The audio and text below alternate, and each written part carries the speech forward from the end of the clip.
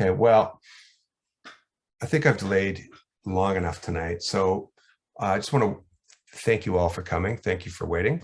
My name is Ken Hegen, and I have the great honor of being the Thompson-Nicola Regional Library's first ever screenwriter in residence. They've had thousands of writers in residence before, and by that I mean one. They had a novelist 2019, and this year is they decided to go different. Like many libraries, I was the Vancouver Public Library's first ever screenwriter in residence 2 years ago, just before COVID. I got in and out before the virus spread around the world. And for years before, they had novelists, they had graphic novelists, and then they thought they'd shake it up because there were so many people in Vancouver interested in writing films and TV shows that they wanted to have a screenwriter. So I had that cool honor, and that's where I first came up with this idea for 4 adult workshops on how to write a kick-ass film. So I'm dividing tonight. It's up to 2 hours if you like. There's a lot to cover and there's lots of movies to watch. And we're going to divide it into 4, so little half-hour chunks. And if you've got paper and pen there or a computer so that you can write down your ideas, but every 20 minutes, I'm going to stop for 5 minutes and I'm going to challenge you to do an in-class, in-workshop writing assignment based on what we've just seen, based on some of the greatest films and greatest film openings ever made. And let's just see if we can brainstorm ways to make your film idea even better. I assume you're all here because you love movies and you got an idea for a script, or you're thinking about an idea for a script. And well, that's fantastic. So let's just, oh, hang on. I've got to make sure I learn how to move screens. Okay, well, there's me. So I've been a screenwriter in 20 TV shows. I've written and directed about a dozen films, all comedies. And like you, I'm a massive fan of films. I love to take movies apart as I'm watching them, or often on second and third rewatch, just to see how they work so well and how they get into the genre of their story quickly, fluidly, elegantly, and introduce all the things you have to do to introduce. Basically, you're juggling all these different things, introducing protagonists, antagonists, challenges, genre, tone, location, the world building. You know, is it a period picture? That's a lot to cover, and you've got to.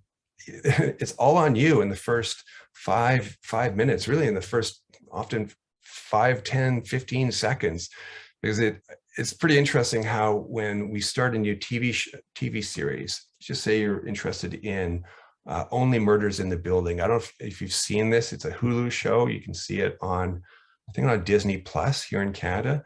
Only Murders in the Building stars Selena Gomez and Steve Martin and Martin Short. And they are true crime podcast lovers. And they all live in the same apartment building in New York. And they suddenly there's a murder in the building, of course. So they start to apply their true crime podcast knowledge to solve the murder. And it's a brilliant idea for a series. And unlike many series, it gets right into it and really hooks you right away. But it's been said that TV series, you know, how many times have you heard, oh yeah, you know, it's a good series. It's a great series, in fact, but you really got it's on season 3, it really lifts off. You don't have time like that in movies. Movies, you've got to grab people right away, because we live in the remote control generation. We're sitting at home on our couches. We have access to hundreds and thousands of films. We've all got a remote control in our hand, and we are giving a movie a chance just to see if we like it. We're aiming. You know, how many times have you started a movie and you're aiming your remote control at the scene, at the film, deciding whether or not you're going to stick with it? And that's the kind of pressure you're under when you're opening your script, your feature script. So 4 topics tonight to open to what makes a true, I mean, we could be talking for hours about what makes a great movie great, but I've divided into 4 parts tonight. Number 1, a topic is not a story. 2, genre and POV, that's point of view. 3, stakes and conflict. 4, your opening visually symbolic image. It's going to open the film, tell everyone just what your film's about. Films, if I can be really general about them, they are every film that you see has about 40 scenes. And those are really great scripts are made of 40 scenes that include pivotal scenes and or moments that cascade on top of one another as the character is increasingly learning about the challenges that they've got to overcome to become a better person or a champion person. So, and often these challenges in the script are self-created. So I've talked about the hands on the remote, Netflix, Prime, Crave, Disney Plus, everyone on couches. How are you going to make your film stand out so that people put down the remote and just enjoy the ride? Because isn't there that magical feeling when you're on the couch or you're in a theater and you're just watching a movie for the first time and your shoulders drop when you realize, oh, I'm in the hands of professionals. These people know what they're doing, and you just know you're in for a great ride for the next 90 to 110 minutes. Chapter 1. So let's get into it. A topic is not a story. So let's just say, great movies are not about topics. Great movies are about characters. So I taught for 6 years at the Vancouver Film School. And when you teach at the Vancouver Film School in downtown Vancouver, so I've read a lot of student scripts at the Vancouver Film School. Inevitably, those students would travel through the downtown east side to get to the campus. So when I would come up with a topic, an assignment for them to write their first script, inevitably they would write these stories about people taking the bus to a job that they hated. We didn't really know what they did for a living. And sometimes their script would open with a character hitting an alarm clock. The alarm clock, they wake up, they're groggy, they hit the alarm clock, and it is so boring. Sometimes they would write about an encounter with a homeless person. And I would ask them, what is your film about? And they would say, well, it's about it's about homelessness or homelessness in Vancouver. I'm like, that's a topic. That's not a story. You want to find a really interesting character or characters in that world. So when you think about your potential genius movie idea, don't ask yourself, what's it about? Because I want to know who it's about. Who's your main character? What do they want? What do they need? And who's stopping them from getting what they want? So don't think about a topic. Don't think about, I want to write about fashion, or I want to write and direct a film about fashion. Tell me a story about the editor of Vogue, who's just an awful human being, but at the same time, relatable and caring. And then I'm going to watch Devil Wears Prada. So I was going to play this last tonight, but I think I should play it first and try to do what I teach, and that is open your production with a bang. So let's just play the first clip from Trainspotting, and I'm going to play it. I do apologize.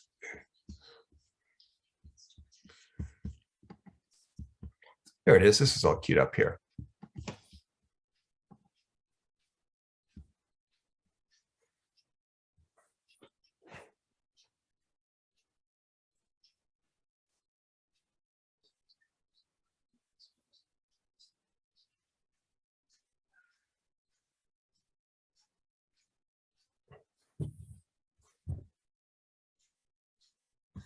All right, I'm just going to pause it there, and I'm going to play it back, and I'm going to show you what the writers have done very skillfully here. So this is based on an Irvin Welsh series of short stories about drug addicts, basically heroin addicts in Scotland. So in Edinburgh, you might say, okay, the topic is, I want to do a story about Edinburgh junkies. Well, that doesn't tell me anything about the story I'm going to see.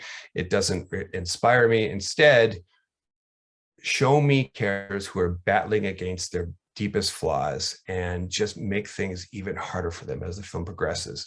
So if you're interested in writing a story about a group of characters, so let's just say you're interested in 5 main characters who, maybe a bunch of characters that live together in a world, and you want to show this world. Here's how you introduce them in your story. This will help you focus your storytelling. So what's happening in this clip here? We've got Iggy Pop's Lust for Life blasting away, and Iggy Pop, famous heroin addict in the 70s, and this song Lust for Life was basically he was arousing from the stupor of being addicted to drugs. It was produced by Bowie, and the filmmakers here are dropping you right into a song written by someone addicted to heroin and demonstrating people who are high on heroin. So Ken, yes, there's no volume, there's no sound in this clip. that is a problem. I hear it fine, you don't hear it fine. So have you got your share screen set up to share sound? all right, let's thank you for letting me know that. This is very crucial. So sharing screen, optimize for video clip, share sound. There we go. You've just, all right. It's a brand new computer I'm working with here too, so I really appreciate it. Oh, one more. Again.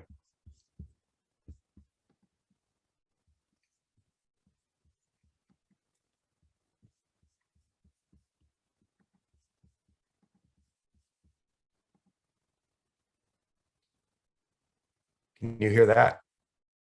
I can't hear a thing. No, I still don't hear. Yeah, I still don't.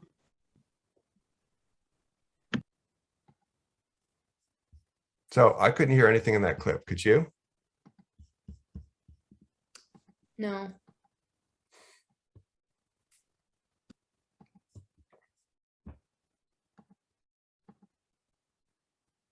Hello, Matic. Could you hear anything in? And I can't hear you either now. And it's 6:01. I think the library staff has gone home. I'm Googling. Okay. Please bear with me. I have a technical genius right here. Danny.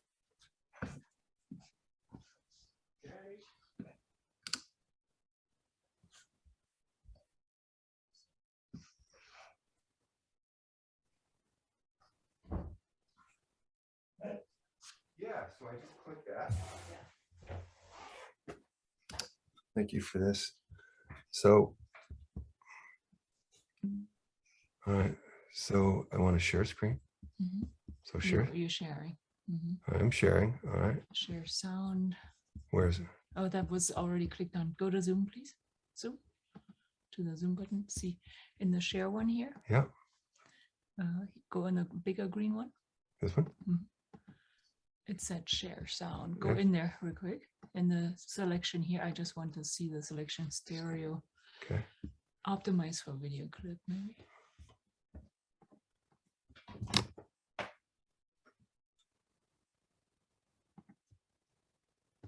No audio.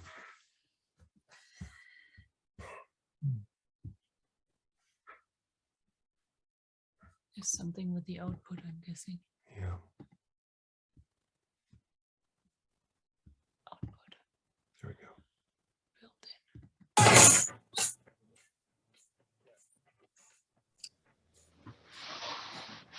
in.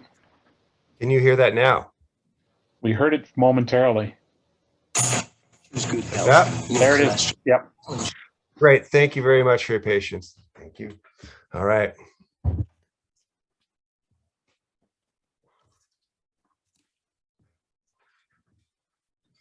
Okay. Let's go big. So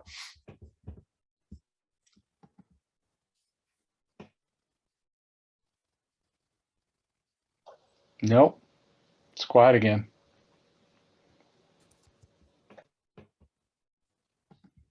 so you don't hear that. Nope. Well, strange. It played before.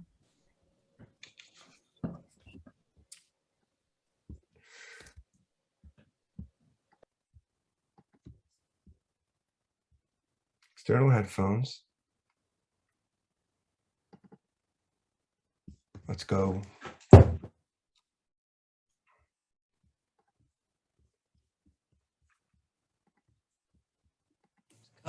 Compact displays and electrical. That's working.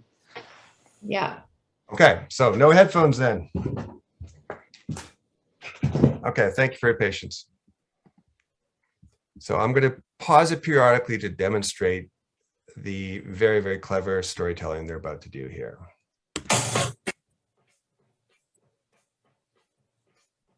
Life. Choose a job. Choose a career. Choose a family.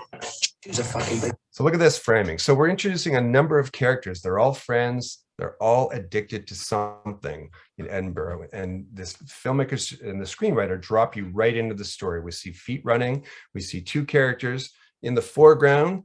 That's Ewan McGregor. He plays Renton. So we hear narration. So since he's in the foreground, we can presume that that is our confident narrator taking us through the story. He's talking about choosing life, choosing a big television, choosing a starter home, choosing all these expensive things. They are doing the exact opposite. And that's really skillful narration. Show your characters doing one thing, the narration tells us either the exact opposite or something ironic, or it adds something to what we're seeing. Never have your narration tell you exactly what we're seeing on the screen unless it's for a comedic effect. There's a film called Twilight. It's a detective story with Paul Newman, one of his later roles, and it's really great. He's a detective and he's got to break into a house, or he's gone to a house looking for clues to interview someone or steal something. And in the narration, we hear him say, "The back door was open, so I let myself in." And what we see is him elbowing through the glass and breaking in, reaching in and opening the door. That's what they're doing here. They're showing this consumer-driven society that these people should be aspiring to, but they are just stealing petty things to afford their drug habit. So let's move on to look at the freeze frame. Television. Choose washing machines, cars, compact displays, and electrical tin openers.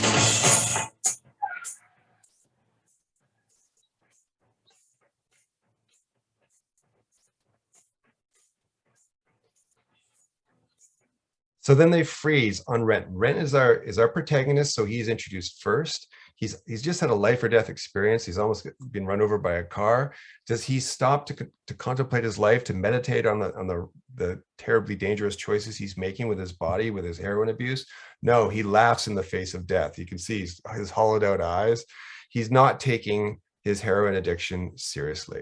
Choose good health, low cholesterol, and dental insurance. Choose fixed interest mortgage repayments. Choose a starter home. Choose your friends. There's his friends, ragtag bunch, none of them dressed the same. Choose leisure wear and matching luggage. And their opponents. This is society. These are how normal people are acting. Normal people who are not on heroin. Choose a three-piece suite on hire purchase and a range of fucking fabrics. Choose DIY. Sick boy. So this is the filmmakers and the screenwriter are saying this person is second most important in our plot. And the freeze frame on him is as he trips someone and he complains to the ref for giving him a penalty. He's denying that he did anything and he's in denial about his addiction. So it's a nice sort of reveal, whether or not the characters realize it or not, they're revealing themselves through their behavior. And that's an excellent way to start your script. Drop your characters in the middle of some behavior that reveals who they are.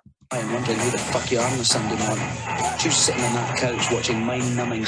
Then there's Begbie. He trips someone. Does he deny it? Does he complain to the ref?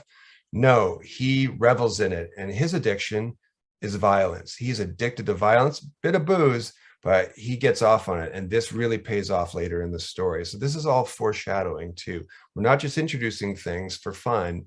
We're foreshadowing how the plot's going to play out. Spirit crushing game shows, stuffing fucking junk food into your mouth.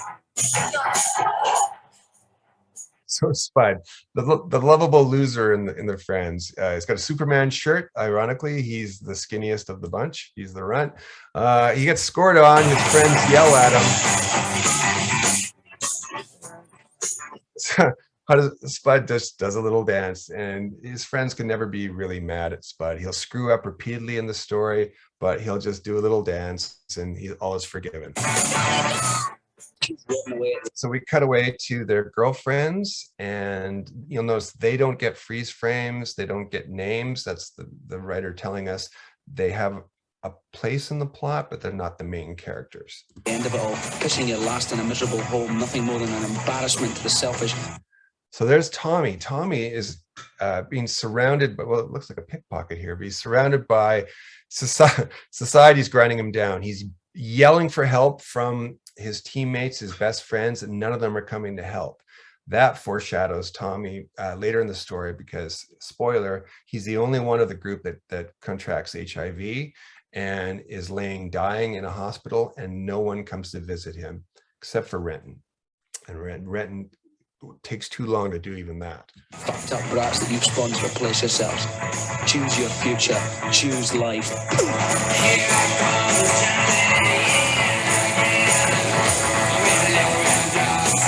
But why would I want to do a thing like that?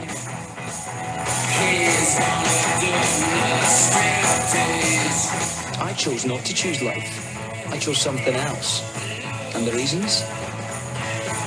There are no reasons. Who needs reasons when you've got head on? So that is I'd sure like to know how to get out of this. There we go. So yes, he's not choosing life, he's choosing death. And really nice, brilliant cross-cutting back and forth to two different scenes. Sometimes films like The Godfather will be cutting back and forth between two important scenes and two different groups of characters for great visual emphasis. In this case, they're jumping back in time. Yeah, it's a really terrific, strong opening to the film, and with great visual symbolism, which I'll get into later when I talk about what they do in the shadows. I'm showing a range of films tonight, bunch of genres. I assume, like so many of my students in workshop attendance before, that you're not all telling comedies or Black comedies like Trainspotting. Some of you are writing dramas, that you could be writing biographical, historical films, mockumentaries. I'm going to show you some of my favorite films, and films that I think are just really, really strong across a variety of genres, and in the hopes that they'll inspire you, whatever genre you're working in. Okay, again, on the topic of a topic is not a story. Let's go to 99 Homes. I'm just going to show you the trailer for this. This is a good example of if you want to tackle a big topic in your story, like, or write about characters within the topic of, say, the housing crisis of 2008, when so many people were thrown out of their homes, particularly in the States. They lost their homes, they were foreclosed on. 99 Homes and The Big Short are two really great films that tackle this really complicated subject, but they do it in a way that's really human and accessible. 99 Homes does it best of all. I'm going to play you the trailer so you get a sense of the intelligence of this storytelling.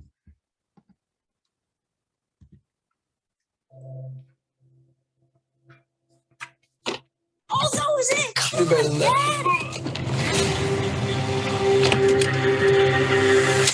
Let's get cooking. What? Sheriffs are here. Why are they here? My name's Rick Carver. I'm a licensed real estate broker. This home has been foreclosed on. No, this is not happening. I need you, your mom, and your son to step off the property. This is not your home. Mr. Carver, please don't. Sir, you have 2 minutes. Pack whatever belongings you need. Oh my God. Does he have to stand there while she packs up? Is that right? Oh my God. Oh my God. Oh my God. They plan on staying for a while? Just a couple nights. But you gotta get out of here. We'll go figure it out. I got no choice. You kicked me out yesterday. I didn't kick you out. The bank did. Did you do construction? I paid $50 cash. Are you kidding me? $50 shouldn't be a joke to you, son. What are you doing with him? Gotta work, you know? So want my home back? Don't get emotional about real estate. That's my family home. If you want it. I need to know that I have someone who can handle any situation 24/7. Are you putting notices on my window? When you work for me, you're mine. This is serious money. Do you want to double what you made? Are we stealing? Is this stealing? Feels a bit like trouble. What'd you think it was going to mean working for me? Mr. Tanner, hate to say it, your eviction is scheduled for the day. You kick people out of their houses? So I can put a roof over your head, I can put food in his mouth. Is this all worth it? Don't be soft. You think America gives a flying rat's ass about you or me?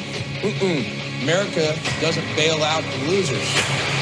You kicked me and my family out of our home? I don't know you! I know you! America was built by bailing out winners, by rigging a nation of the winners, for the winners, by the winners.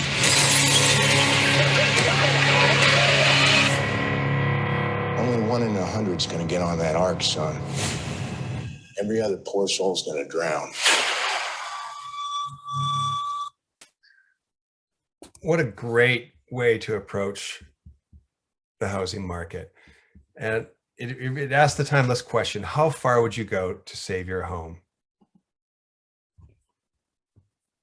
And the irony of this film is what really drew me to it. I imagine maybe not all of you have seen it, and that's why I chose it. It's beautifully ironic that he starts the film building homes. He works in construction. He has a home that he loves, and he builds homes for a living. And then when he is foreclosed from his own home, he gets hired by the person that kicks him out of his house and takes his home from him, and then agrees to steal the homes of friends and coworkers.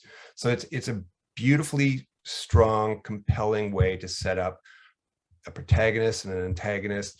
And I want you to think about that in the script that you're thinking about writing. And maybe by the end of tonight, you won't necessarily want to keep writing that script. You might want to brainstorm even better ideas for scripts. And if you do that, think about 99 Homes. Think about the what if. What if, like let's just say you've got a topic you're fascinated by. Do the what if game. What if I chose the one character who's most affected by something awful or something terribly challenging happening in my topic area, in my subject area? What's the one person who's going to be the most compelling victim? And then play the what if game. And how are they going to get out of that situation? What inventive ways and ironic ways are they going to deal with this awful situation that's happened in that world? And then bring in a dark force, bring in a dark antagonist who represents like utter chaos and uncaring turbulence, who is at the opposite end of your character's scale, who represents all the things, all the challenges, all the hurdles to your character getting what they want now that they're faced with this new crisis in their life. And that, I think, makes for a really strong story, whatever story you're telling. So the other film, and it's a long clip, and I'm just going to show you a few minutes of it. It's very skillful. This is The Big Short. And co-written and directed by Adam McKay, which I love because he was known for like directing pure comedies like Anchorman. And then he tackles, when I heard he was tackling the housing crisis, this complicated subject matter, he approaches it from the other end of the story. So you think back to the housing crisis, which led to this massive, almost a depression, the worst economic recession since the Great Depression of the 30s.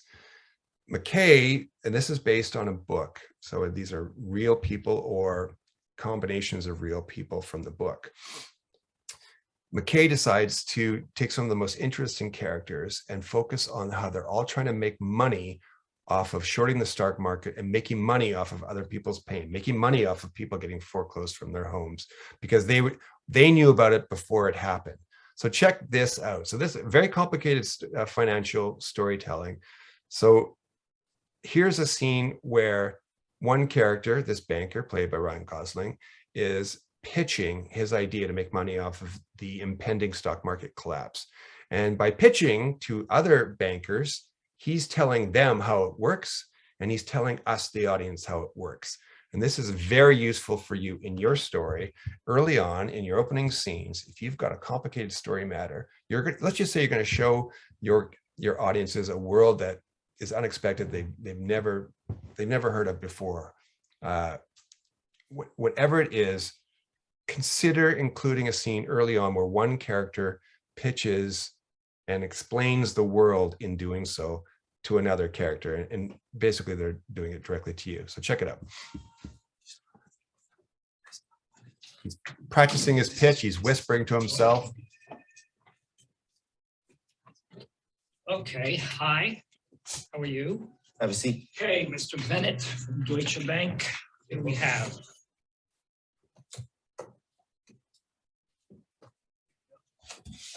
Oh, I should also, of course, explain.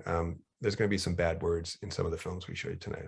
I apologize, but you're all adults here. So how many people have you talked to about this trade? A few. There's definitely some interest. Oh, my boss would have my ass. You crazy, Jim? Get lost. Fuck you. Which is why you're here talking to us, wrong number. Sounds like there's a lot of interest. All right. A few people have invited us in just to laugh at me on this deal. Is that you? Is that what this is? That's not what this is. That's just how Mark is. Let's see what you got. I'm sorry. You smell that? What is that? What? What's that smell? The cologne. No. Opportunity. No. Money. Oh, okay. You smell money. Okay. Chris.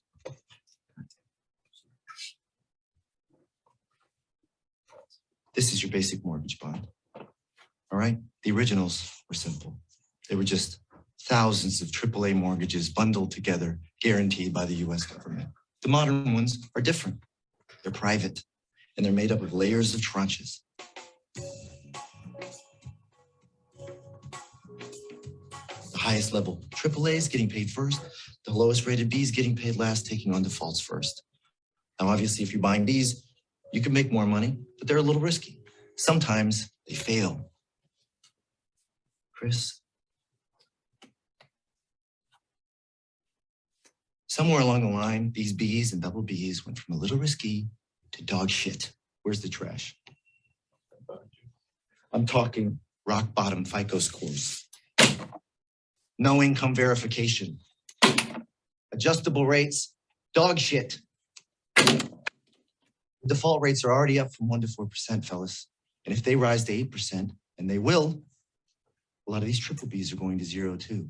And that, you're too close, is an opportunity. Okay, you're saying that at 8% the bonds fail and we are already at 4%? That's right. If they go to 8, it's Armageddon. Yeah, that's right. Yeah. So the characters have to be walked through things. You can't just have someone pitch it in a monologue and everyone goes, great, I understand it now. Have them argue, have them debate, ask questions, tease more information out of your protagonist or whoever is leading the scene. That's how you dispense information in a very natural, holistic, organic way, just like you would if you're trying to, some friend was trying to explain this complicated housing crisis. How come nobody's talking about this? You're completely sure of the math. Look at him. That's my quant. Your what? My quantitative. My math specialist. Look at him. You notice anything different about him? Look at his face. Look at his eyes. I'll give you a hint. His name's Yang. He won a national math competition in China. He doesn't even speak English. Yeah, I'm sure of the math. Actually, my name's Jiang, and I do speak English. Jared likes to say I don't because he thinks it makes me seem more authentic. And I got second in that national math competition. So you're offering us a chance to short this pile of blocks. How? With something called a credit default swap.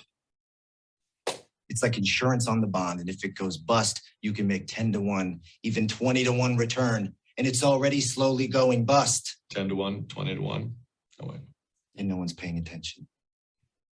No one is paying attention because the banks are too busy getting paid obscene fees to sell these bonds. But wait, you are the bank.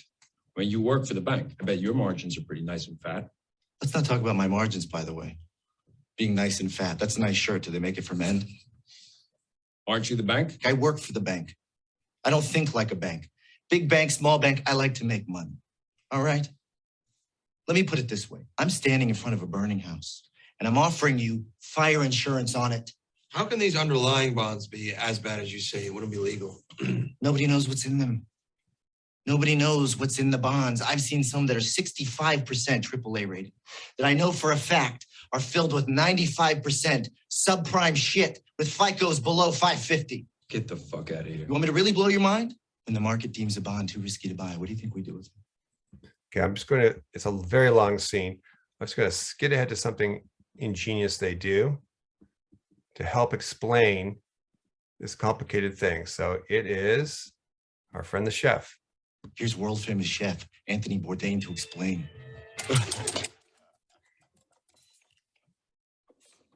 Okay, I'm a chef on a Sunday afternoon, setting the menu at a big restaurant. I ordered my fish on Friday, which is the mortgage bond that Michael very shorted.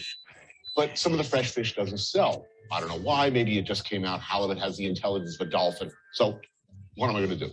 Throw all this unsold fish, which is the triple B level of the bond, in the garbage and take the loss? No way. Being the crafty and morally onerous chef that I am, whatever crappy levels of the bond I don't sell, I throw into a seafood stew. See, it's not old fish. It's a whole new thing. And the best part is they're eating 3-day-old halibut. That is a CDO. Well, I just need to know how these could possibly be collated. So nice, inventive. Characters are breaking the fourth wall, which is unusual. It's done in Ferris Bueller's Day Off, a few other films, probably some of your favorites. Do this sparingly, and it is it can be quite powerful. Thinking of TV series, we'll come back to that. So there's one other little clip I want to show you here. Yeah, nope, it's not there. Okay. They have a beautiful actress in a bubble bath drinking champagne, further explaining this complicated housing market, almost a stock market scam they're going to pull off.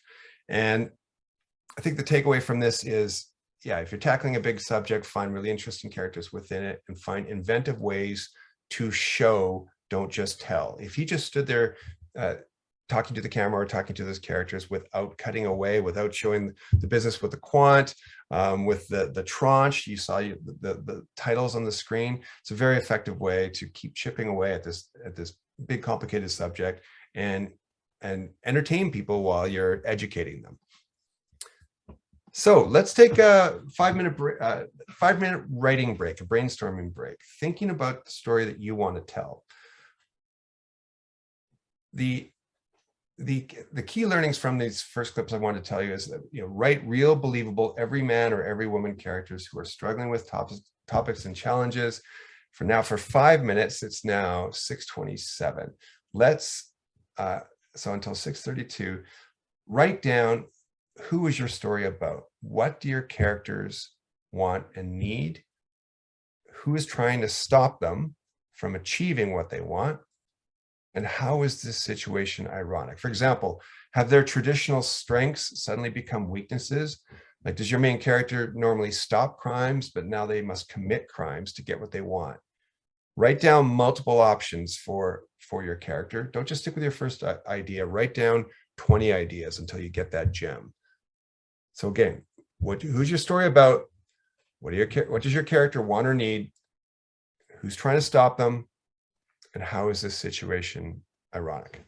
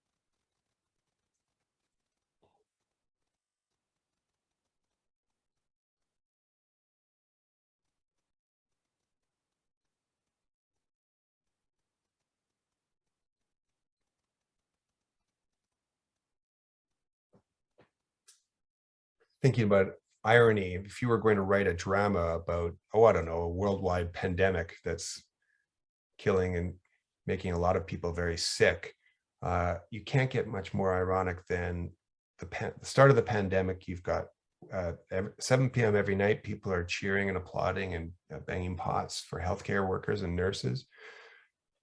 Cut to later in the pandemic, we're seeing some nurses are anti-vaccine and are leading the believe in conspiracies that the pandemic is all fake, and they refuse to get vaccinated themselves. That makes for a really compelling character, whether they're a protagonist or antagonist. Quite love the irony.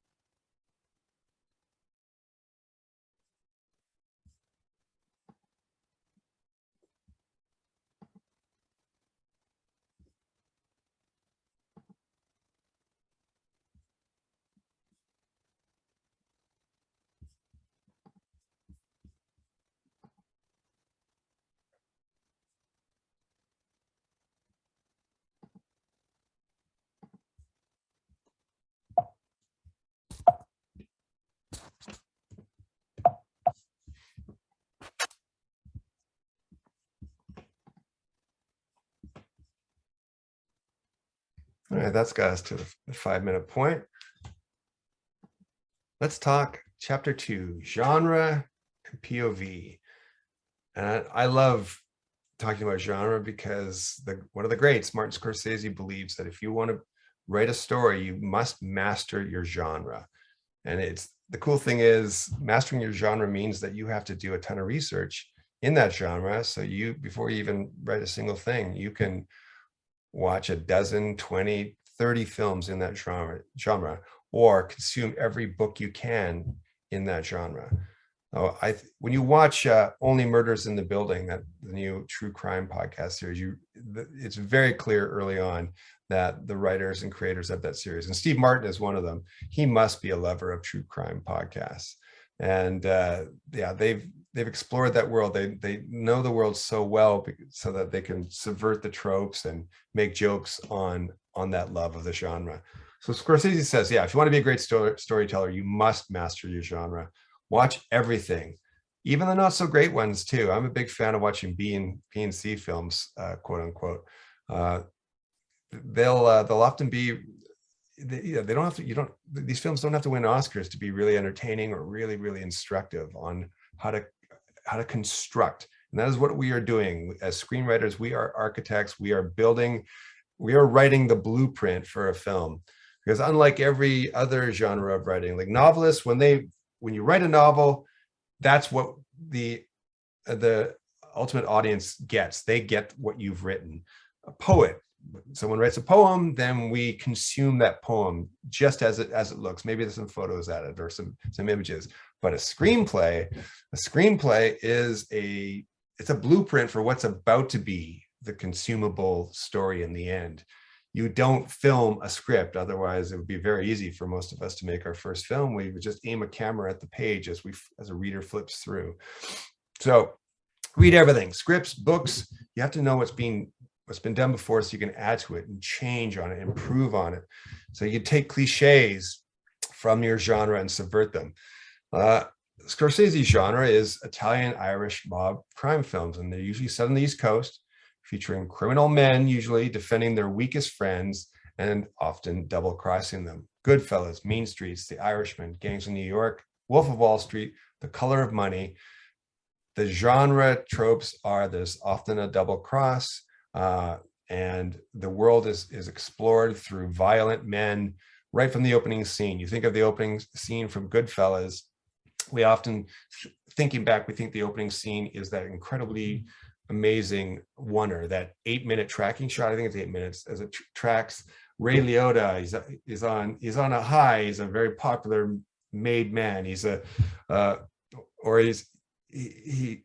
he's wealthy and successful in the world of crime, and the camera tracks him all the way through the restaurant as he gets shown the best table in this restaurant bar. But the actual opening to Goodfellas, it drops you into the world of main characters played by De Niro, Joe Pesci, and Ray Liotta. They're driving along in the 70s in a muscle car, and it's late. They're not talking, and suddenly they hear clunking and rumbling and bumping from the trunk, and they're trying to figure out what's wrong with the car. Is it the engine? Is the car breaking down? And then they realize, oh no. They stop, open the trunk of the car, and we reveal their world, their violent world. And there's a bloody man, a victim that they thought they killed, but the man is still alive, and they stab him and shoot him. And then we hear Ray Liotta's narration say, as long as I can remember, I've always wanted to be, I think he says, I want to be a gangster. I want to be a made man.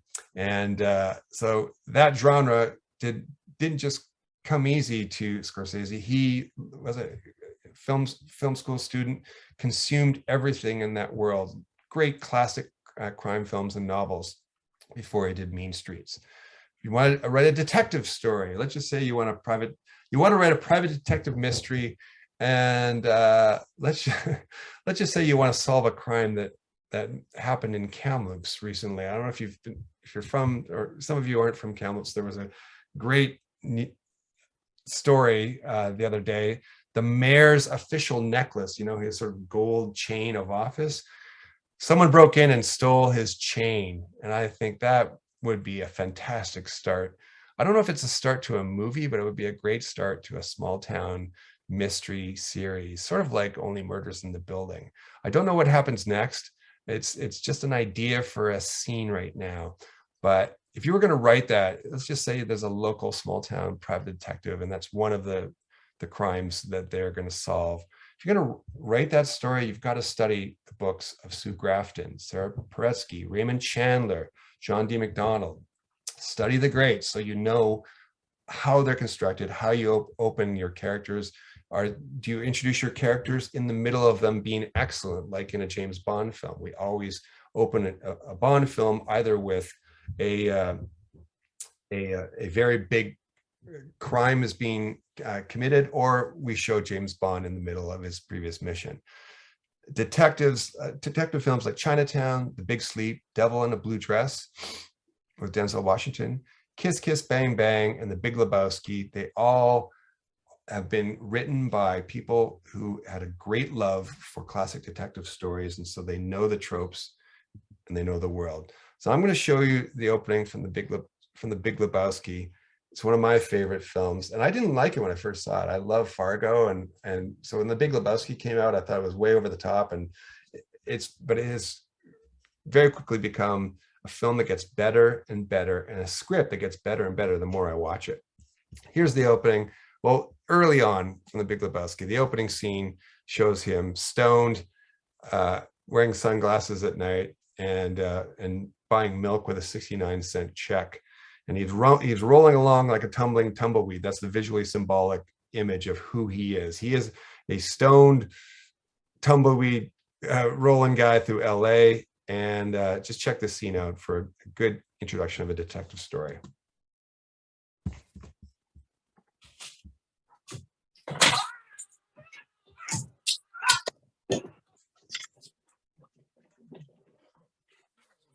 Where's the money, Lebowski? You want that money, Lebowski? Bunny says you're good for it. Where's the money, Lebowski? Where's the money, Lebowski? Where's the fucking money, shithead? It's down there somewhere. Let me take another look. So classic trope of detective stories, doesn't matter how much and how often they're getting beat up, they're always going to be cracking wise. Something you or I would never do if we were jumped in our apartment by thugs, but that's what they did. Wife owes money to Jackie Treehorn. That means you owe money to Jackie Treehorn. Ever thus the deadbeats, Lebowski. Oh, no, don't do this. Not on the rug, man. See? See what happens, Lebowski? You see what happens? Nobody calls me Lebowski. You got the wrong guy. I'm the dude, man. Your name's Lebowski, Lebowski. Your wife is Bunny. My wife, Bunny? Do you see a wedding ring on my finger? He holds up the wrong hand. He has no idea which hand the wedding ring should be on. There's some little details in the background too. We're revealing plot and we're revealing character at the same time. The scene does it really skillfully. So look in the wallpaper behind him. Those are little. Does this place look like I'm fucking married? Those are little bowling balls in the background of the wallpaper. There's no toilet paper. The toilet seat's up. The toilet seat's up, man.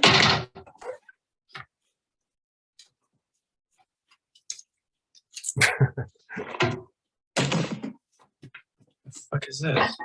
Obviously, you're not a golfer. Woo? Yeah. Isn't this guy supposed to be a millionaire? Fuck.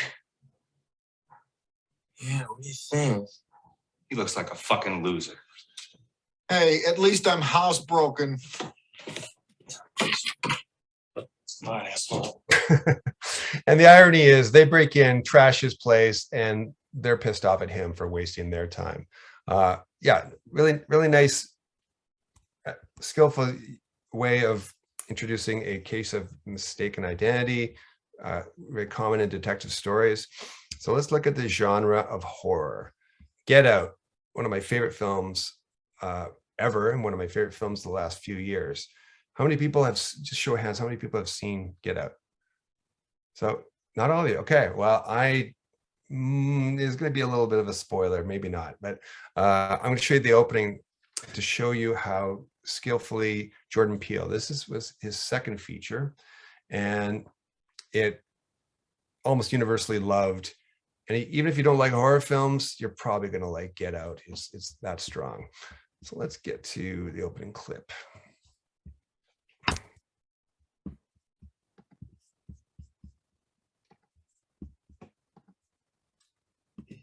Half a mile away from Edgewood Lane.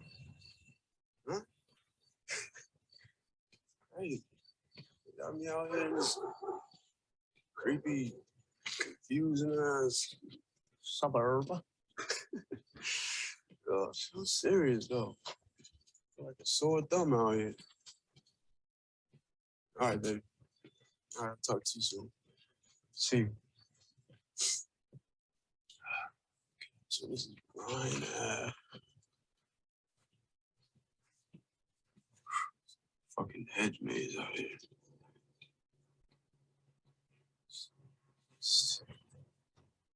Straight in. I think we should have left on what was that? Peacock. Straight in. Left.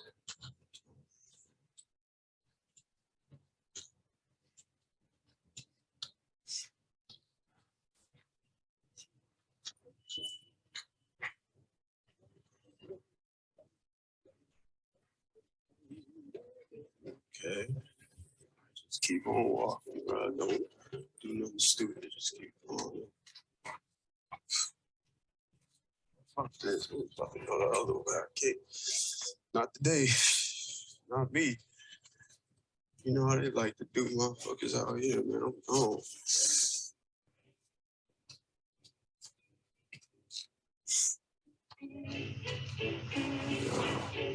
Come on, bro. Yo! Yo! Hey! Don't give the farmer his fun, fun, fun. He'll get by without his rabbit farm. So run, rabbit, run, run. So until then, that was all one take, all one shot. And this is a horror film that subverts the genre and comes up with something really fresh. Because you got the opening as it's dimly lit as a black man alone at night. It's not what we expect from a horror film. Typically horror films are young white people, young women alone or in a dangerous place. They've gone to a cabin, perhaps. They've never been there before. It has a history. Now I've got a young black man. And so Jordan Peele is building this world and showing there are other ways to tell that classic horror story. And it's so hard to see that I didn't realize on first watching that the victim here, the kidnapped victim, is the guy that we see later in the film, clean shaven, totally different personality later in the film. And we start to realize that maybe, just maybe, he wasn't just kidnapped.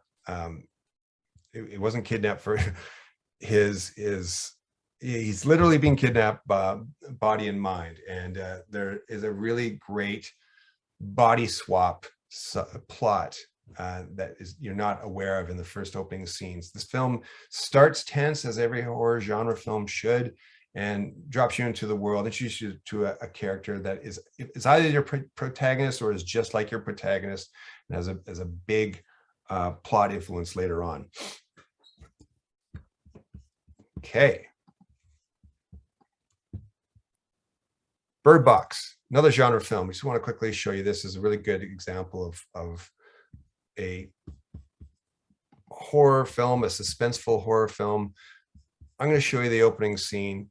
Very quickly, you get a sense for the world through a character on a radio, and you get dropped into Sandra Bullock's world with some children in a very scary time.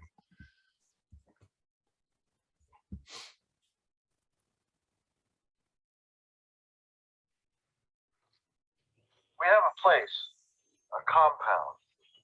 We have a community. It's safe here. How many of you are there? Are any of them children? Because the fastest way to get here is by the river, and I don't think you could make it with kids. So there's someone, we don't know who he is, warning somebody, we don't know who she is, warning them to not come up the river with kids. It's sure death for children, or perhaps for all of them. And what does Sandra Bullock do? She's going to go up this river with children. But watch how she explains the rules in this genre film very early on.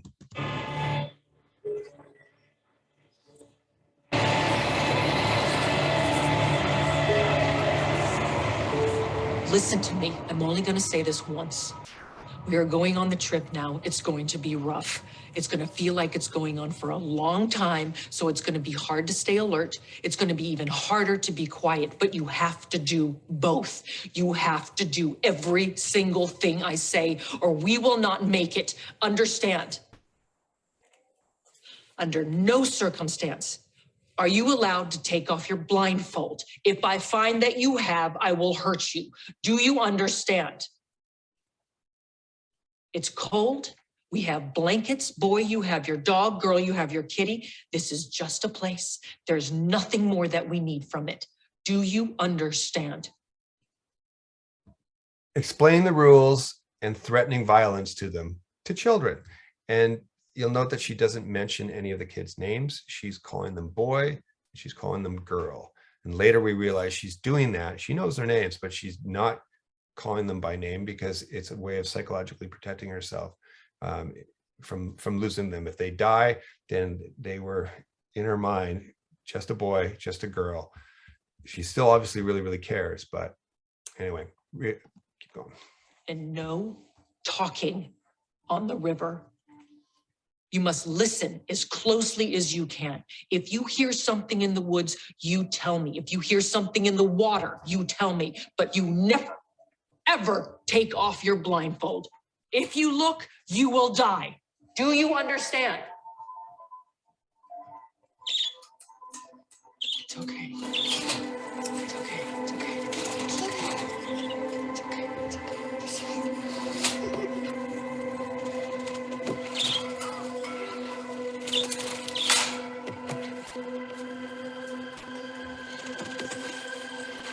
Let's go.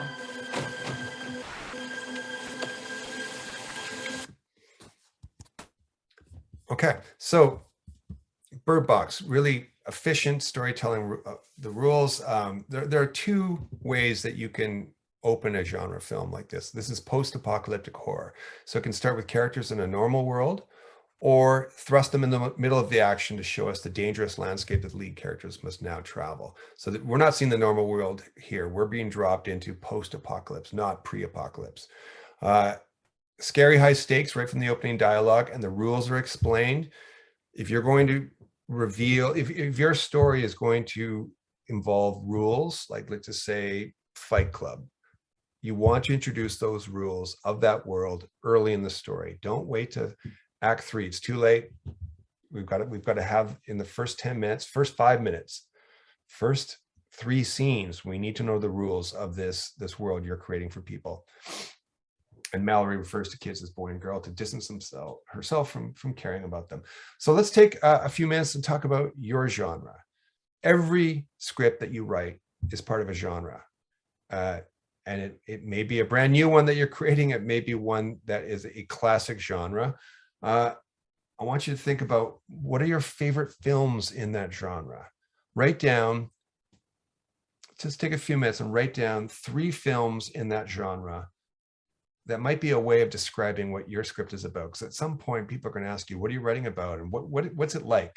And you can say, well, it's like X meets Y with a mix of Z. So start practice, write down 3 films in your genre, and what are the cliches or what are the common story points in those films? See if you can find a connection between those 3 films. Find all the ways those films are similar. Is there a heist early on? Is there a double cross? Is there a strong mother-daughter relationship that is in crisis for some reason? Is there a health scare in all 3 of your films? And how will you take those common threads, those tropes? For example, detective films, inevitably the detective gets beat up 3 times, and each beating is worse. And the Big Lebowski, his car gets beat up too. People keep trashing his car. He ruins it. He crashes it. It gets stolen.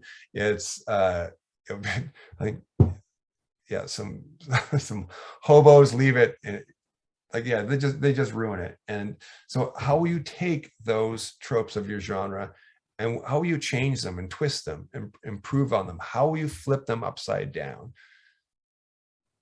So think of your favorite story points and that are common in your three films in your genre. How we flip those common threads. Give us some surprises, something fresh.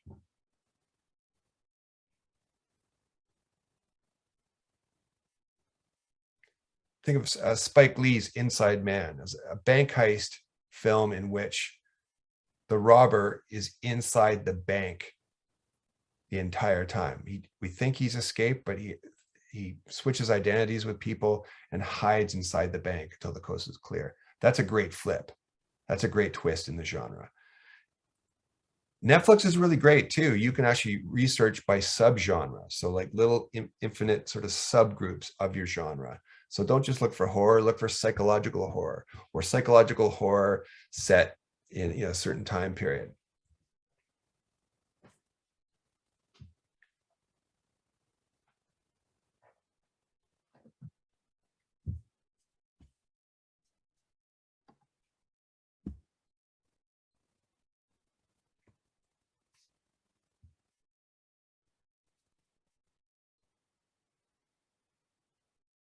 And same thing, if you want to write a TV series, well, TV series are all genres as well too.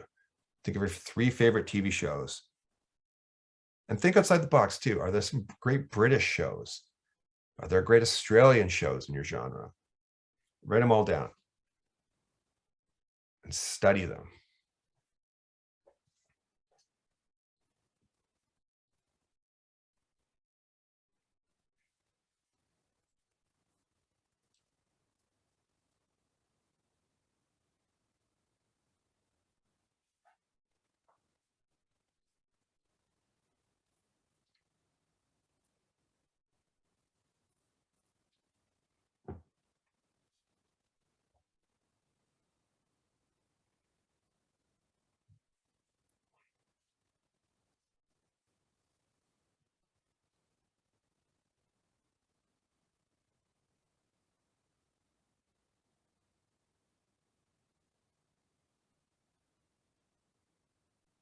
Another great thing about genre is that it helps remind you that you're not alone in this world.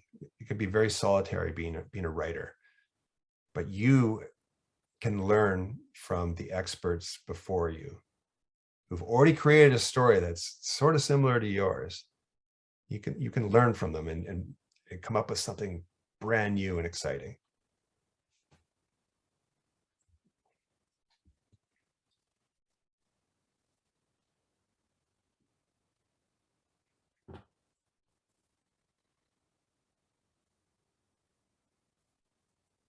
Okay, I'll leave that for you for a bit of homework too.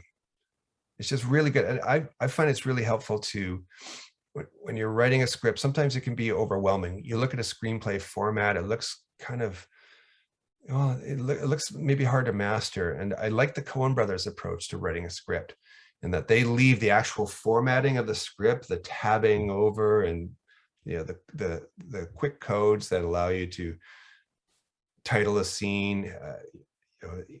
You had the slug line, the action lines, the characters. They leave all that stuff, that formatting, to the very end.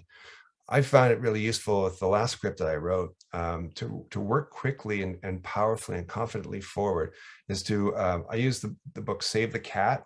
It's a really terrific book to outline each stage of researching and creating your script, so you don't have to feel overwhelmed and turned off by the format of a script. It can be a little challenging.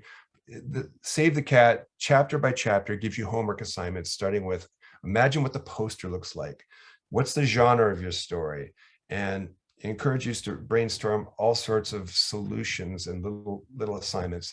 And anyway, when it came to the stage where I was going to start writing the script, that book taught me to write a really detailed outline. And my outline, I think, ended up being 45 pages, about 40 scenes, 45 pages, all a very tight story. So then I could break those 40 scenes into actual scenes and take 3 paragraphs of scene description and start writing the scene. And it just came together so beautifully.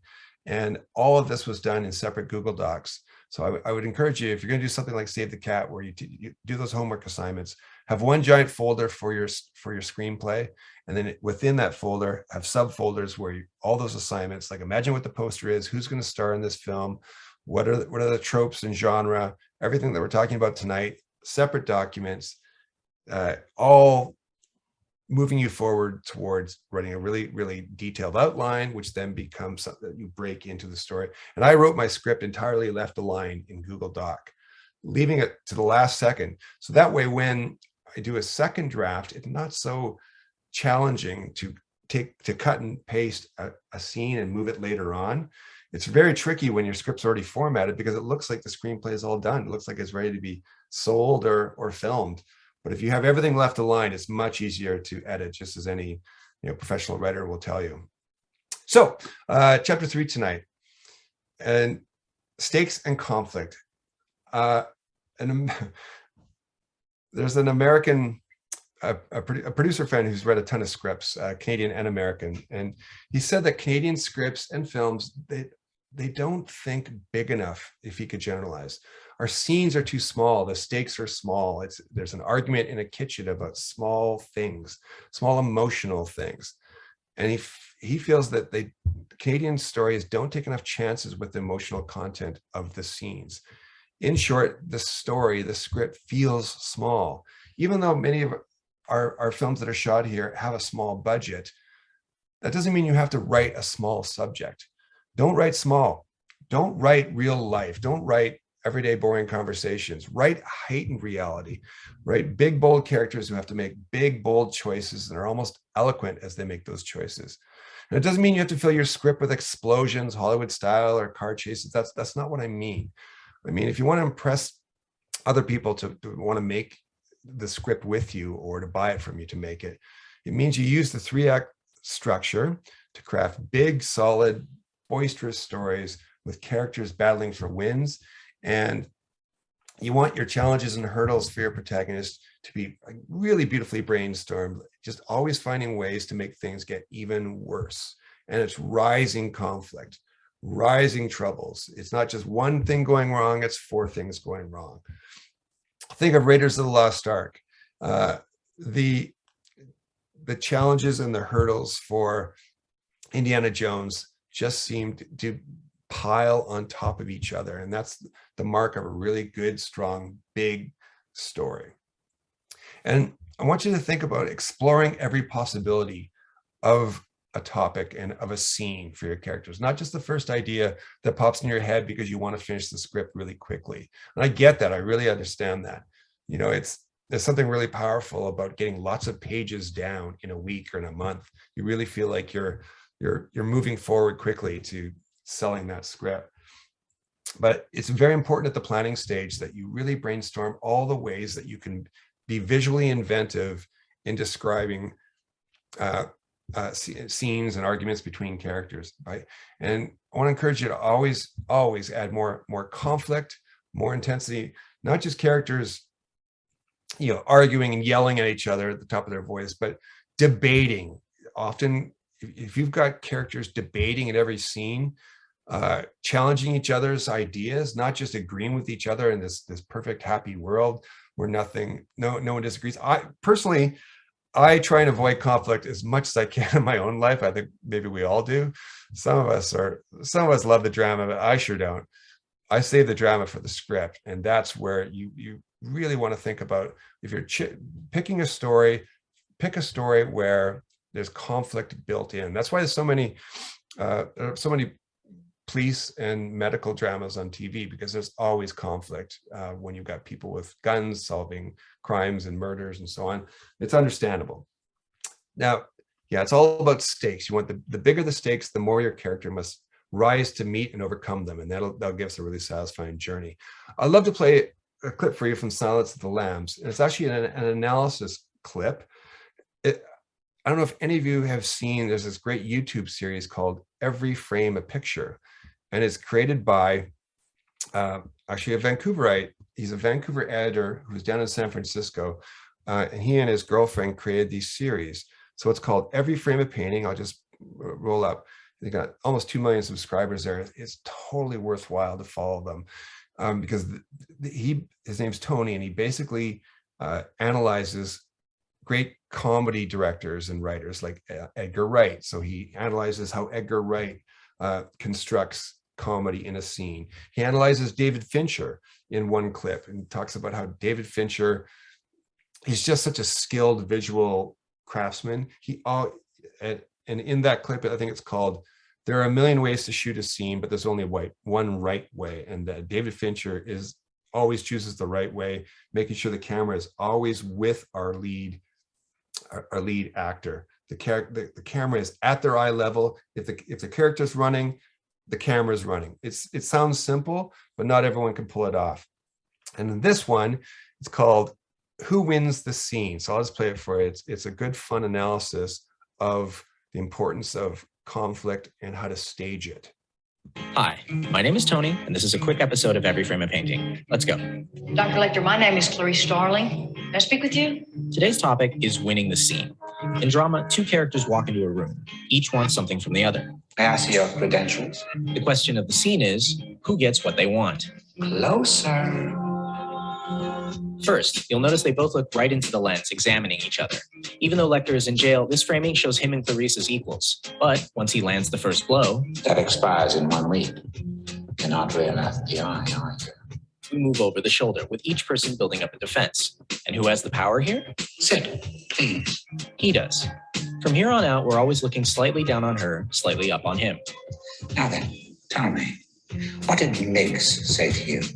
While he looks us right in the eye, she looks off camera. Right now, we're inside her head.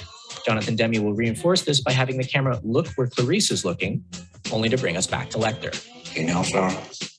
Remember, she's here to get him to look at a survey. Every time she's too obvious, I'm only asking you to look at this, Doctor. Either you will or you won't. we go back to this standoffish angle. But Hannibal Lecter is curious about one thing. Do you know why he's called Buffalo Bill? So we shift. Now she looks us in the eye, he looks off. We moved inside his point of view because he's genuinely interested. And the relationship is starting to thaw. You can actually tell the exact moment it happens. Most serial killers keep some sort of trophies from their victims. I didn't. No. No, you ate yours. We think Clarice is winning. She's gotten them to look at the survey, and we get a close-up emphasizing its importance. But then Lecter decides to turn the tables. Do you know what you look like to me with your good bag and your cheap shoes? You look like a rogue.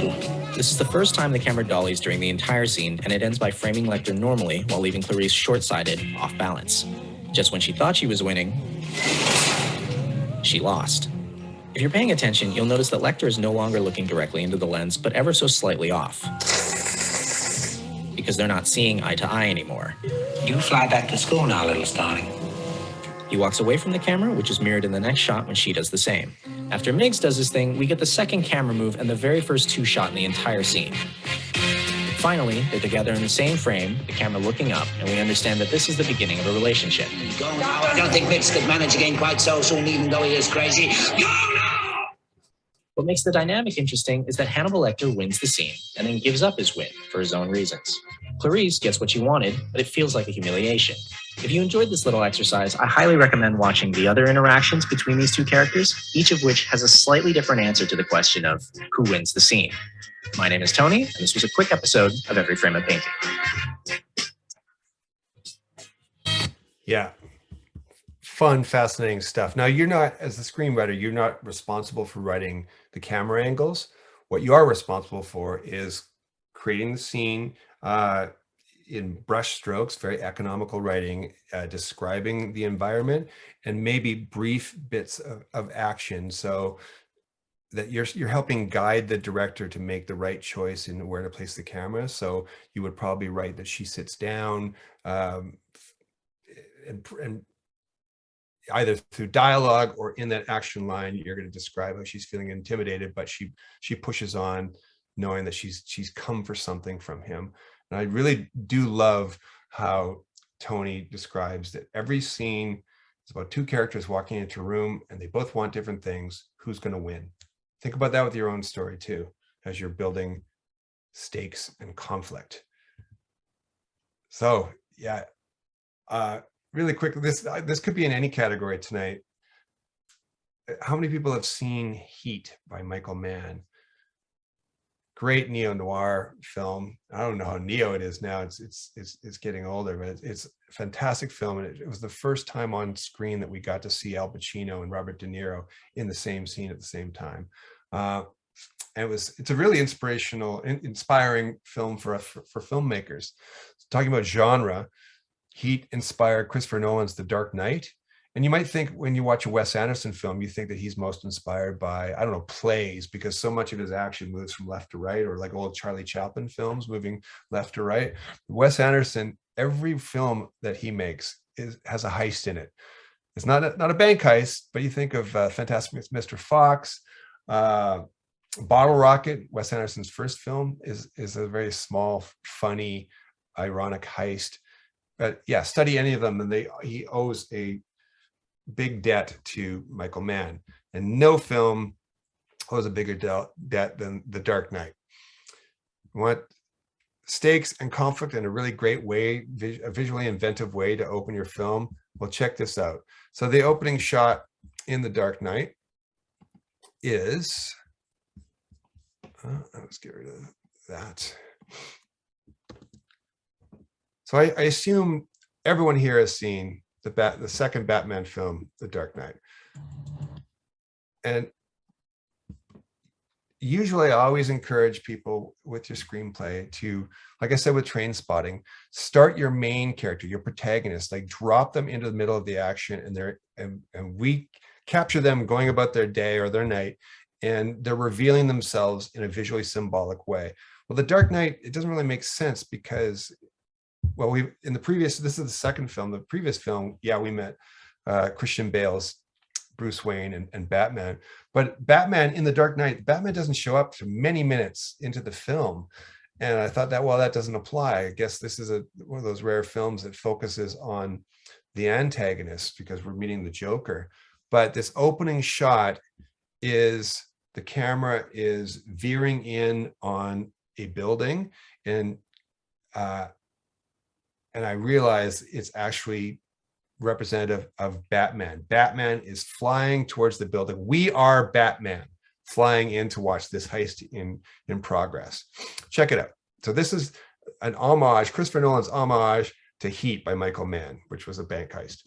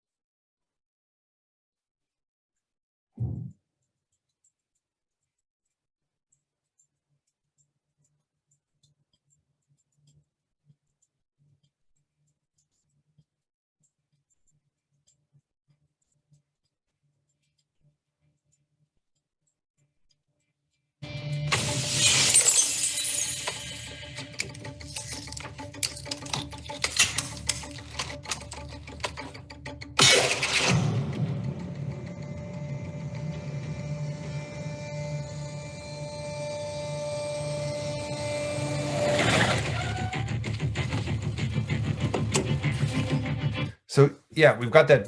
If you watch Heat, it's the exact same tense music. It's suspenseful heist music. Unlike Heat, however, where we see all the characters before they pull off the heist, here the antagonist, the Joker, we never see him until very late in the heist, and that gives him extra power. Watch as you hear his other heist partners talking about him, the Joker. They're all talking about the Joker, and we still haven't met the Joker, and that just gives him more power.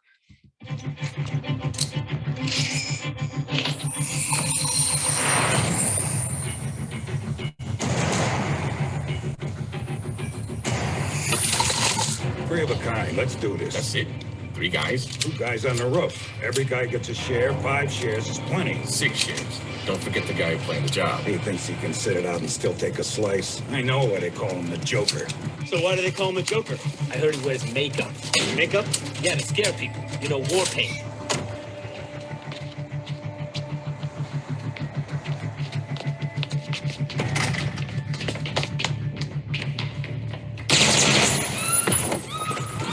All right, everybody, hands up, heads down.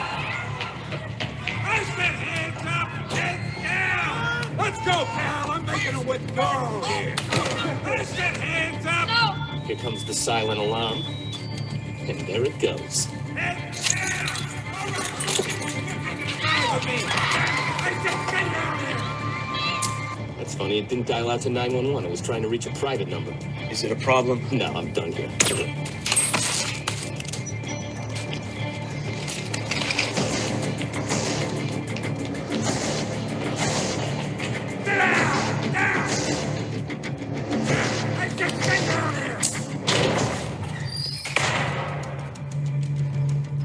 Obviously, we don't want you doing anything with your hands other than holding on for dear life.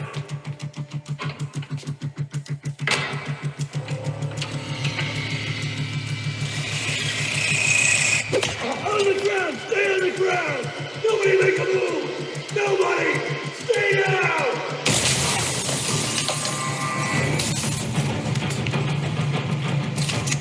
So great subversion of the genre there. We think that, shrieking bank victims. No, this guy's got a sawed-off shotgun because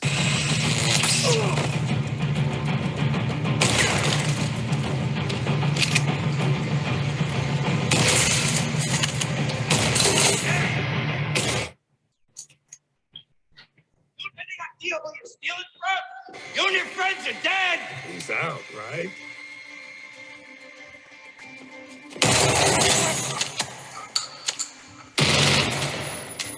yeah. So do you have any idea who you're dealing with? So it turns out the bank they're stealing from is a bank for a crime syndicate. So they are, whether they realize it or not, they're stealing from even worse criminals than themselves.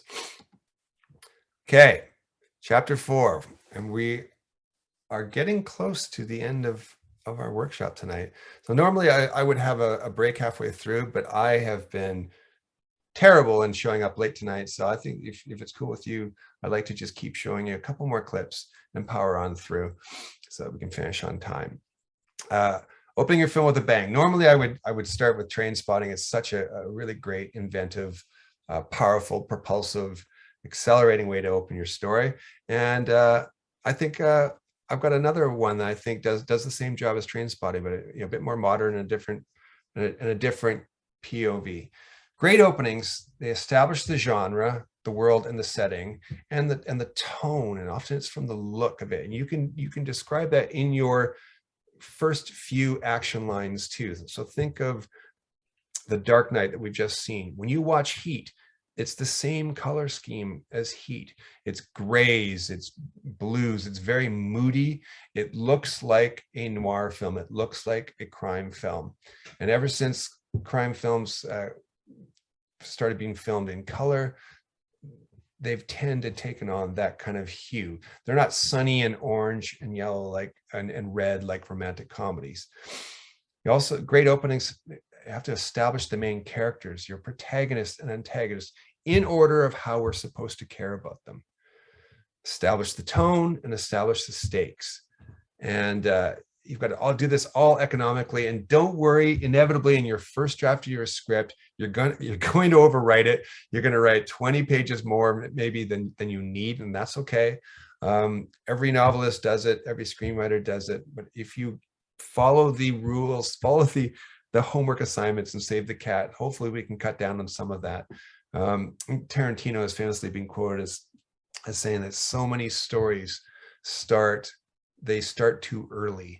And you don't do that. You don't want to risk boring your audience by starting the story before it really needs to start.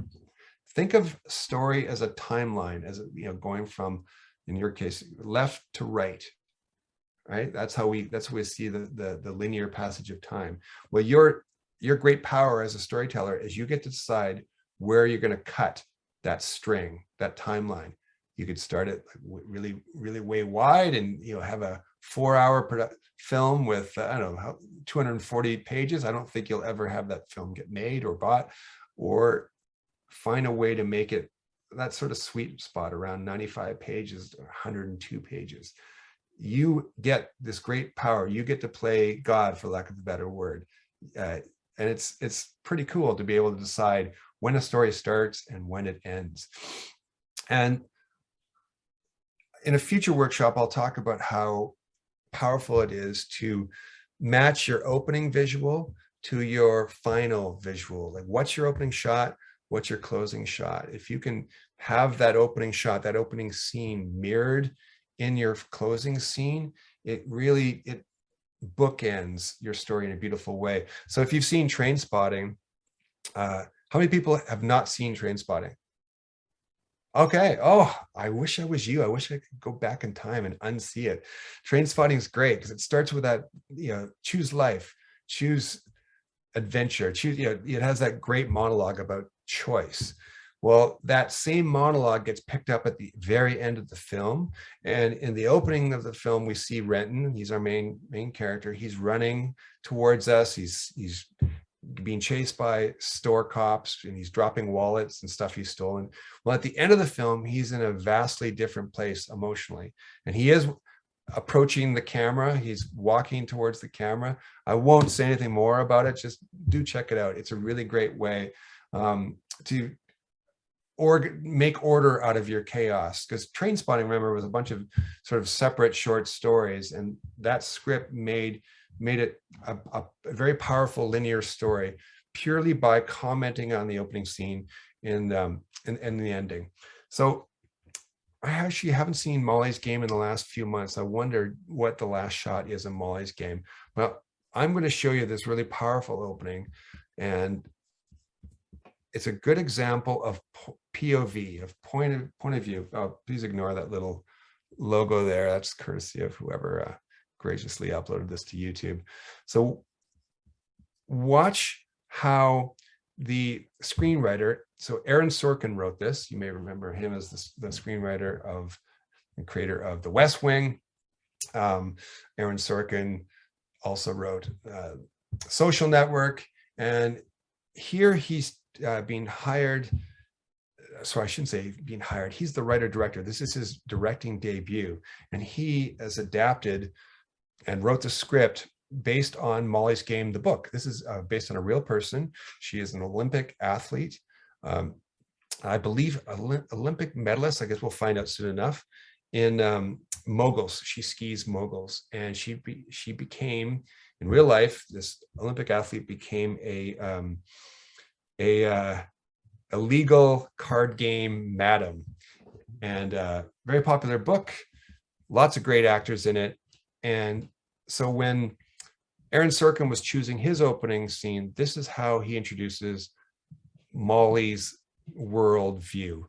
And I'll just play it. It moves very fast. And the reason it moves fast is because I believe he is mirroring what it takes to be an Olympic athlete in a sport like hers. That's split second attention to detail that is so crucial. And it's the difference between life and death. And he does that in the quick cutting and storytelling. Check it out.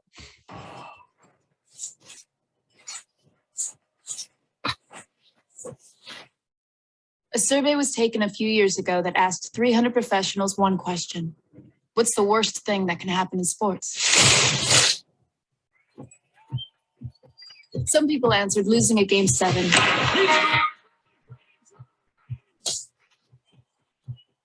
And other people said getting swept in 4. Some people said it was missing the World Cup.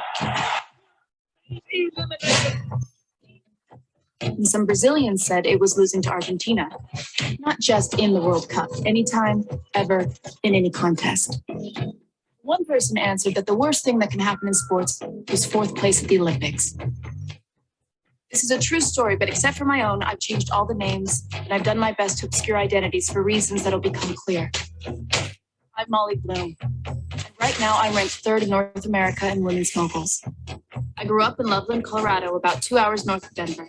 I have a BA in political science from the University of Colorado, where I graduated summa cum laude with a 3.9 GPA. The median LSAT score at Harvard Law School is 169. My score is 173. Number 87 up, 56 on deck. I've spent 16 years chasing winter and being coached by the best in the world. Sundays were for working out with my father. Something's really wrong. When I was 12 years old, for no particular reason, my back exploded. Tough it out. And lose attitude. Less than 10 minutes later, I was in the back of an ambulance. I had what's called rapid onset scoliosis. My spine was curved at 63 degrees, and I'd need a 7-hour surgical procedure that involved straightening my spine, extracting bone from my hip, fusing 11 vertebrae together, and fastening steel rods to the fused segments. I wouldn't let her ski anymore. Definitely not locals. And obviously skiing competitively is out of the question. I was on skis again in a year, running moguls in 18 months, and by my 20th birthday, I made the U.S. ski team. It's the last round of qualifying for the Salt Lake City Olympics. This is the champion run of Deer Valley. The altitude's 8,100 feet, and the pitch is 52 degrees, which is the same as the sides of the Great Pyramids. The wind's 20 to 25 miles an hour, blowing left to right. It's 3 below zero at the top of the slope. And with 17 skiers in front of me, it's going to be like trying to stick a landing on a frozen infinity pool. Kiki blew out of her line. Shannon was off balance on her second landing. He's talking about Kiki Bandy and Shannon Keebler, my 2 toughest competitors who had significant point deductions on their final runs. I can make the Olympic team right now. Go get it. And if I have 3 perfect runs in Salt Lake, the best runs of my life, I can beat the Austrians and the Swiss and have a realistic shot at the podium. Then law school, and then a startup, a foundation that seeds entrepreneurial women. My father's at the bottom of the slope, telepathically telling me to check my line. Check your line. I check my line.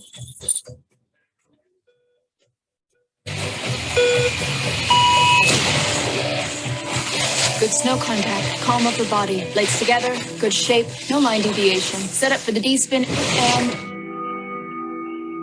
stick the landing. Now, 2 things you need to know before the second trick, which will be a 720. The first is that when visibility is bad the way it is now, race officials toss pine boughs on the course so the skiers have some foreground depth reference. The second is that the tightness of your bindings is determined by what's called a DIN setting. If you're a beginner, your DIN setting is probably 2 or 3. If you're an experienced weekend skier, it's probably 7 or 8. Mine's 15. My boots are basically welded to my skis, right? So how does this happen? It happened because I hit a pine bough that had become frozen in the snow. and I hit it so precisely that it simply snapped the release of my bindings. Right in that moment, I didn't have time to calculate the odds of that happening because I was about to land pretty hard on my digitally remastered spinal cord, which was being held together by spare parts from an erector set.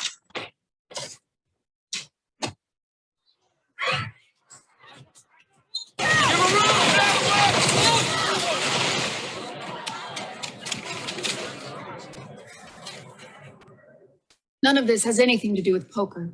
I'm only mentioning it because I wanted to say to whoever answered that the worst thing that could happen in sports was fourth place at the Olympics. Seriously? Fuck you. Great opening. And look at the detail. I showed you that because I'm just so impressed by Aaron Sorkin's, like, think of how many things you learned in those first few minutes about this character and about skiing. The pyramid, right? The perfect line of the ski hill matching the pyramid. Talking about the bindings, how normal people are like this, but I have to be superhuman because I'm like this. And yeah, you get exposed to a world and the obsession of our lead character very quickly, very skillfully. And it was also a mix of media too. So you're not just seeing cinematically shot scenes of Molly during the Olympics. You're seeing documentary footage, actual sports footage. You're seeing recreated sports footage. You're also seeing documentary shots of characters at a university. They've just graduated, so you're seeing that ceremony. You're seeing little animations, and you're seeing the shots of her spine. He's playing with speed. There's freeze frames just before she's about to land on her head. The bows, I had no idea about the bows. That's really, really great world building there. And this, if you wrote a script that was nothing but scenes like this, short clips, it would burn people out. It would exhaust them. No one's going to want to watch that film past the first couple of scenes. But it's a really elegant, powerful way to open a scene. If it happens to be based on a true story or based on a world that needs a bit of explaining, sort of like The Big Short, this is a really good explaining, character revealing opening. And the looks, so much about great acting and directing is about capturing looks between characters so that they're saying the world, but they're not saying anything. Like, she's in bed, fiercely determined, pissed off that no way is she going to let this end her career. So yeah, that look between her and her dad, that becomes a theme, a repeating pattern in the film, and it's all beautifully set up very quickly. So think about your own script. If you have someone who's really obsessed and really skilled at something, we love to watch movies. We love to read stories about people who are really good at their jobs. Well, then your job, like Aaron Sorkin, is to research the hell out of that, research how they're good, and how even the best people in the world can be tripped up by one random thing.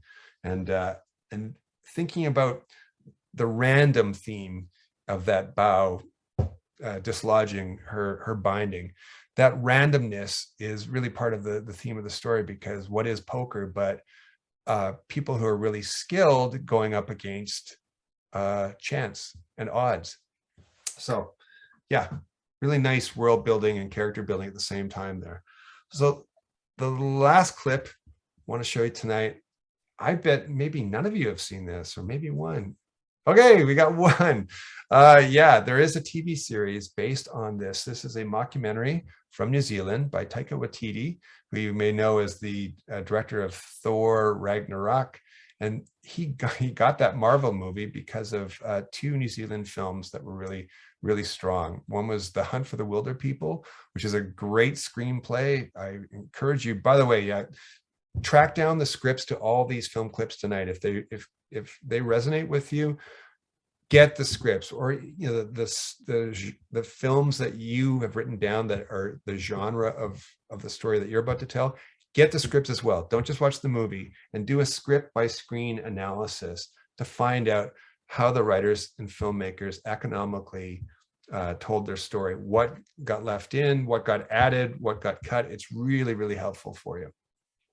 So what they do in the shadows, I'm going to show you the opening to this. If you're planning on, not many people are planning mockumentaries, but because yeah, they're hard to do. You got to love documentaries. You got to understand the world of the documentary, the style of filmmaking, and then you've got to do this extra thing, and that's be funny, and that's hard. It's you know, being funny is being dramatic, and then you've got to do this extra thing of making people feel something and laugh and connect. And it's, yeah, comedy's hard.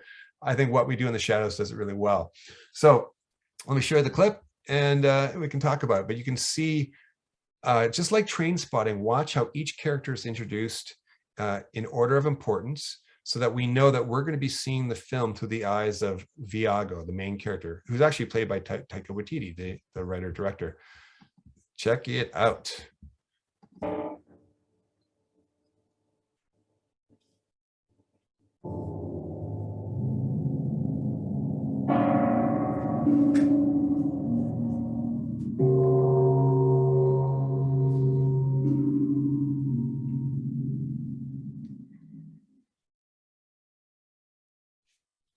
Oh, remember how I told you I hate to see a screenplay that starts with someone knocking, stopping an alarm clock? Well, watch how this mockumentary subverts the expectation of what we think is going to be just another boring workplace comedy.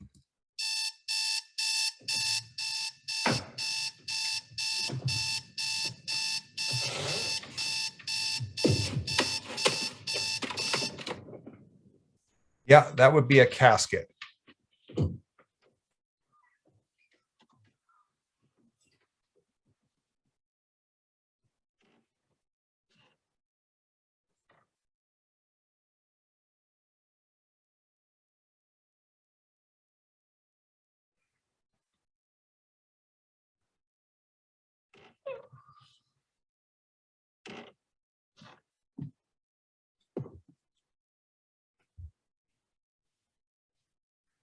So this, if you're wondering, is a mockumentary about a bunch of vampires who live together in a house, a bunch of flatmates.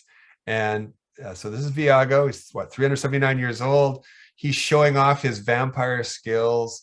And now he's going to introduce you to the rest of his flatmates in order of importance. Oh. So it's 6 p.m. in the nighttime, which is when I wake up. This is always a really scary part for me.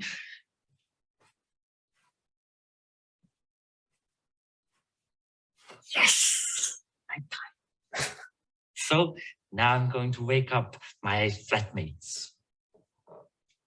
I really love living in a flatting situation. Wake up! Wake up, everyone! I like to hang out with other vampires. I like to company. Awaken!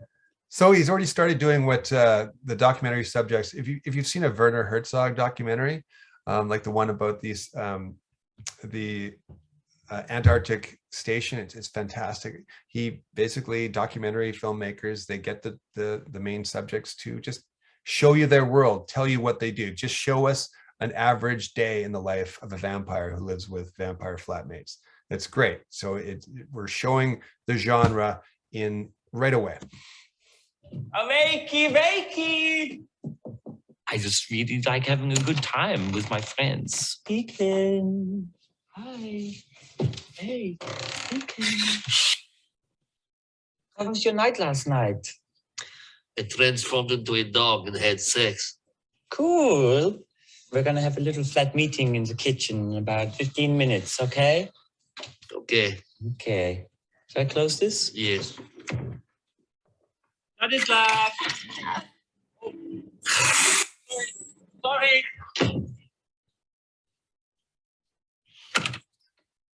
What? Hey. What time is it? We're going to have a flat meeting in about 10 minutes. 20. Okay, is it? So, and yeah, as we're introduced to each character, we are being introduced to his relationship to each character. And we quickly realize that he's the mom in this family, this sort of makeshift family of vampires. And sometimes they'll act out against them. Sometimes they'll go along with them, depending on their relationship.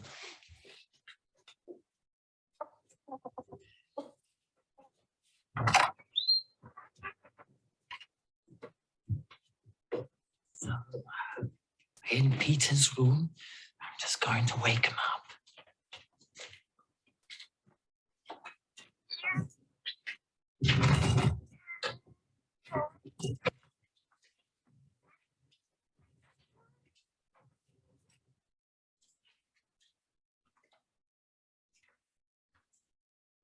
Peter. Peter. Peter, wake up. Hey, listen, we're just having a flat meeting upstairs in about 10 minutes. You don't have to come, but I thought I'd extend an invitation to you just in case. So a lot of stuff on the floor down here, Peter, and like these things, I don't, oh, it's a spinal column, yuck. And I was thinking maybe I should just bring a broom down here for you if you wanted to sweep up some of the skeletons. I don't know, you know, maybe. Okay. What's with this chicken? Okay, so yeah, really fun, inventive way to introduce characters that never imagined before, and the TV series transports these vampires to an apartment or a house in the US, and apparently it's quite good too. So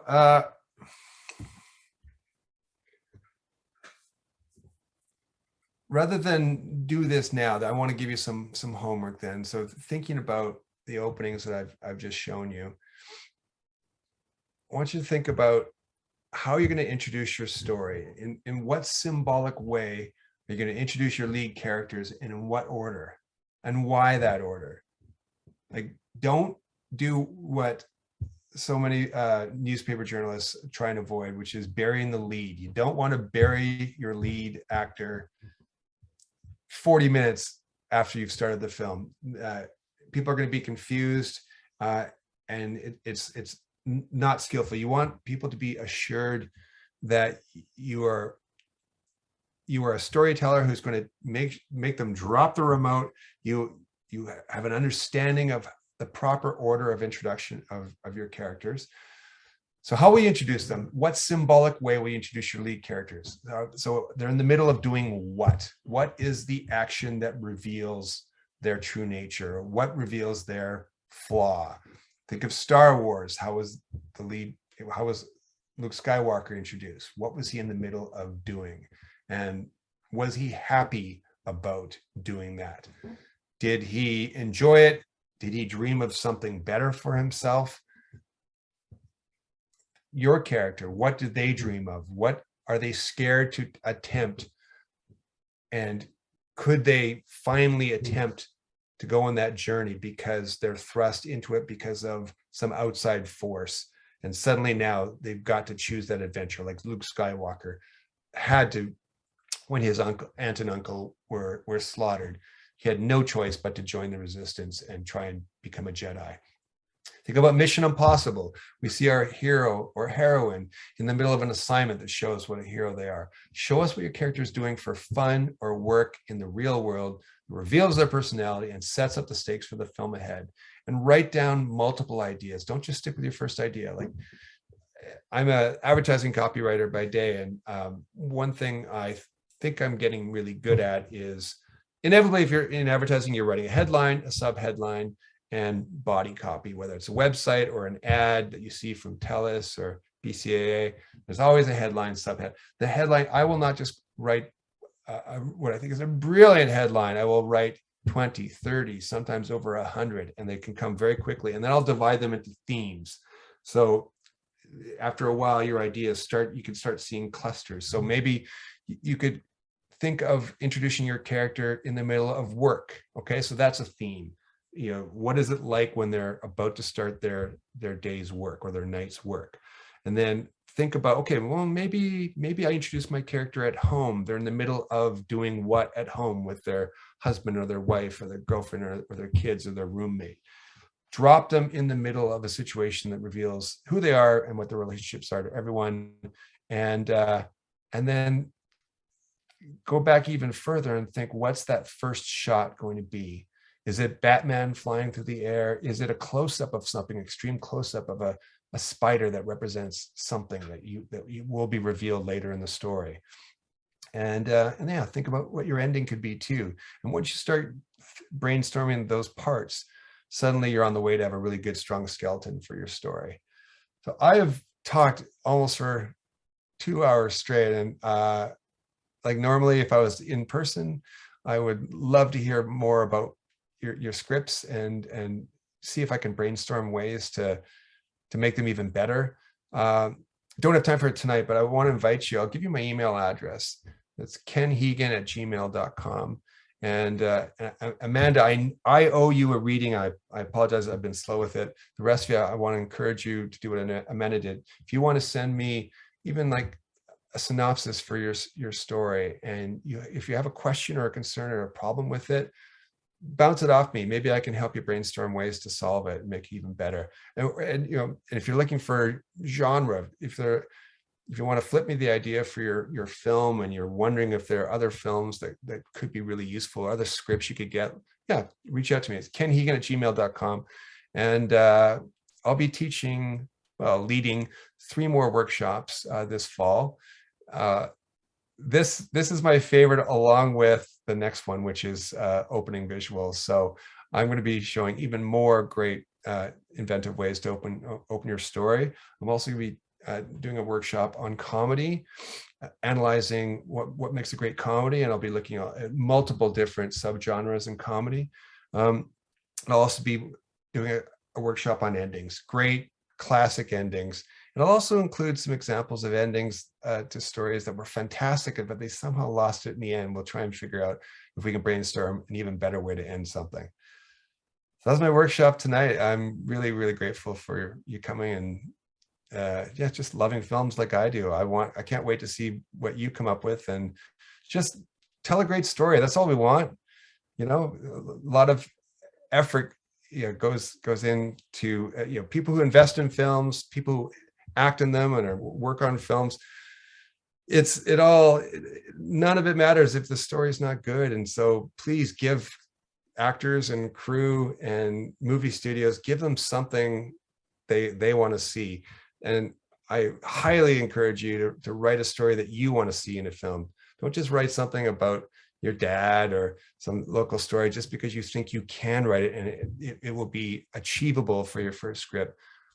Why don't you write something that you want to see on Netflix or Amazon Prime? You know, you should always make the movies that you want to see. So go for it. Thanks for coming. Thanks, Ken. That was awesome. Hey, a pleasure. Have a good night. Thanks, Ken. Night all. Yeah, and do reach out. I'd love to brainstorm ideas with you. So happy to be a help if I can, or a sounding board. Okay. Thank you so much, Ken. Cheers.